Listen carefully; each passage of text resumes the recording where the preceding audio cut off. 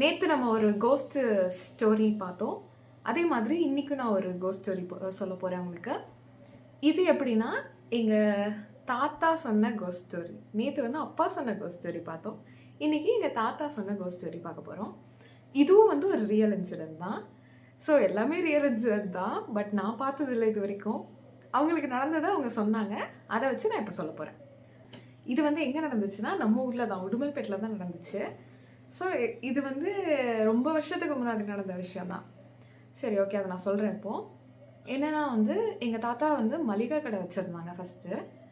அதில் வந்து ஒரு 7 to 8 பீப்புள்ஸ் ஒர்க் பண்ணிகிட்டு இருந்தாங்க. எல்லாம் பசங்க தான். அந்த பசங்க எல்லோரும் சேர்ந்து ஒரு வீட்டில் ஸ்டே பண்ணியிருந்தாங்க. எங்கள் தாத்தாவோட சேர்த்து எல்லாருமே வந்து ஒரே வீட்டில் ஸ்டே பண்ணியிருந்தாங்க. ரெண்ட்டுக்கு எடுத்து அந்த வீட்டில் ஸ்டே பண்ணியிருந்தாங்க. ஸோ அப்போ என்னாச்சுன்னா, ஹவுஸ் ஓனர் வந்து வீட்டுக்கு கீழே தான் இருப்பாங்க. இவங்க வந்து மேலே இருக்க போர்ஷனில் இருந்தாங்க. ஸோ மேல் போர்ஷனுமே வந்து 2ஆக டிவைட் பண்ணியிருக்காங்க. அந்த ஒரு டிவிஷனில் இவங்க இருக்காங்க, இன்னொரு டிவிஷன் வந்து க்ளோஸ் பண்ணி தான் இருக்கும். அதுக்கான டோர் வந்து எப்படின்னா, இவங்க எங்கள் தாத்தானாலேயும் அதை ஆக்சஸ் பண்ண முடியும், கீழே இருக்க ஹவுஸ் ஓனர்னாலேயும் அந்த டோருக்கு ஆக்சஸ் இருக்குது. ஸோ எப்படின்னா, யார் வேணால் போய்க்கலாம். இவங்களும் உள்ளே போகலாம், அவங்களும் உள்ளே போகலாம். பட் இது வரைக்கும் அதில் போக வேண்டாம், அந்த ரூமுக்கு போக வேண்டாம் தான் ஹவுஸ் ஓனர் சொல்லியிருக்காங்க. ஸோ இவங்க யாரும் அந்த ரூமுக்கு போனதில்லை. அப்போ வந்து என்ன ஆகுதுன்னா, ஒரு நாள் டெய்லியும் வந்து இவங்களுக்கு என்ன ஆகுதுன்னா, நைட் டைமில் யாரோ அழுகிற சவுண்ட் கேட்டுகிட்டே இருந்திருக்கு. டெய்லியுமே அழுகிற சவுண்ட் கேட்டுகிட்டே இருக்கான்.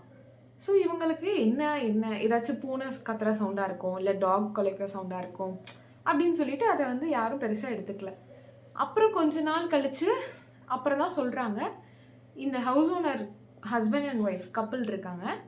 அந்த ஹஸ்பண்டுக்கு வந்து 2 ஒய்ஃபாக. ஒரு ஒய்ஃப் வந்து என்னாச்சுன்னா, ஏதோ ப்ராப்ளமில் வந்து அந்த ரூம் மேலே இருக்க ரூமில் தான் வந்து சூசைட் பண்ணி இறந்து போயிட்டாங்களாம், தூக்கு மாட்டி இறந்துட்டாங்களாம். ஸோ அதை கேட்டதுலேருந்து இவங்களுக்கு சரியான ஷாக். அதுக்கப்புறம் தான் வந்து அந்த ரூமுக்கு யாருமே போகிறது இல்லையா. அவங்க அங்கே இறந்ததுனால அந்த ரூமுக்கு யாருமே போகலை. ஸோ அதுக்கப்புறம் தான் இவங்களுக்கு ஸ்ட்ரைக் ஆகுது சம்திங் ராங் அப்படின்னு. அப்போ தான் வந்து சரி ஏதோ இருக்குது, எப்படி இப்படி அழுகிற சவுண்ட் கேட்கும் அந்த ரூமில், அதுவும் நைட்டானா மட்டும் எப்படி அழுகிற சவுண்ட் கேட்கும் அப்படின்னு பசங்க எல்லாம் செம்மையாக பயந்துட்டாங்க. அப்புறம் என்ன ஆகுதுன்னா, மறுபடியும் அதே மாதிரி ஒரு நைட் வந்து செம்மையாக அழுகிற சவுண்ட் கேட்குது. அதுவும் வந்து ஒரு லேடி வாய்ஸ் தான் கேட்குது. லேடி வந்து அழுகிற சவுண்ட் தான் கேட்குது. அப்போ வந்து என்ன ஆகுதுன்னா, செம்மையாக பயந்துட்டாங்க பசங்கள்லாம், யாருமே எந்திரிச்சு வரமாட்டேன்ட்டாங்க. அப்போ வந்து எங்கள் தாத்தா வந்து என்ன பண்ணாரா, அந்த டோருக்கு ஆக்சஸ் இருக்குல்ல அவருக்கு. ஸோ வந்து அந்த டோரை திறந்துட்டு உள்ளே போய் ரொம்ப ரெக்வெஸ்ட் பண்ணி கேட்டிருக்காரு, அம்மா நீ வந்து அழுகாத, அழுகிறது வந்து பசங்க பயப்படுறாங்க, ஸோ நீ அழுகாத அப்படின்னு சொன்னோடனே கொஞ்ச நேரத்தில் அந்த சவுண்ட் நின்றுச்சான். இவருக்கும் ஷாக்கு தான், பட் எப்படின்னு தெரில, அந்த பேய் கொஞ்சம் நல்ல பேயாக இருந்திருக்கும் போல்.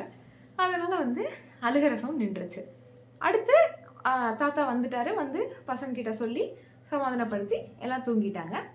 அதுக்கு அடுத்துலேருந்து அந்த அழுகிற சவுண்ட் கேட்கவே இல்லையா. ரொம்ப வருஷம் ஆச்சு, அந்த அழுகிற சவுண்ட் கேட்கவே இல்லை. பட் எப்படின்னு தெரில, அந்த பேய் ரொம்ப நல்ல பேயாக இருந்திருக்கும் போல். அதனால் எங்கள் தாத்தா சொன்னதை கேட்டுட்டு அது பாட்டுக்கு கிளம்பி வேற எங்கேயோ போயிடுச்சு போல். ஸோ இது வந்து ஒரு சின்னதாக ஒரு ஸ்டோரி. ஸோ இந்த மாதிரி நிறைய ஸ்டோரிஸ் நம்ம சேனலில் பார்க்கலாம். So subscribe.